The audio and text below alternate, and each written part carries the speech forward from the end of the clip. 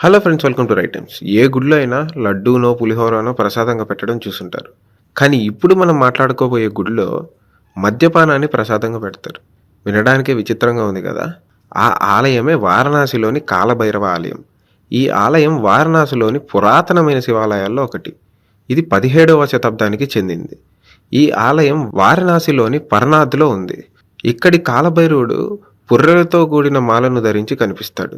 ఆలయం లోపల గర్భగుడిలో వెండి ముఖం కలిగిన కాలభైరవుడిని మనం దర్శించుకోవచ్చు.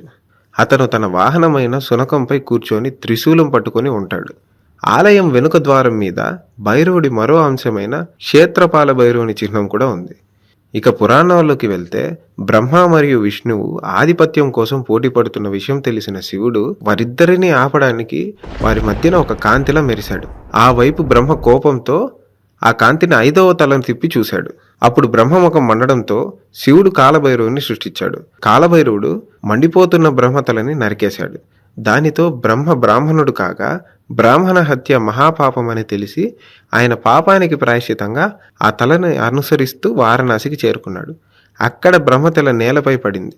ఆ ప్రదేశాన్ని కపిల్ మోచ్ తీర్థం అంటూ వారణాసిలో ప్రవేశించగానే బ్రాహ్మణ హత్యా పాపం నుండి విముక్తుడైన కాలభైరవుడు శివుడు తన శిష్యుల పాపాలను తొలగించాడని, ఆ కాలభైరవుడు ఎప్పటికీ వారణాసిలోనే ఉంటాడని అక్కడ ప్రజల నమ్మకం.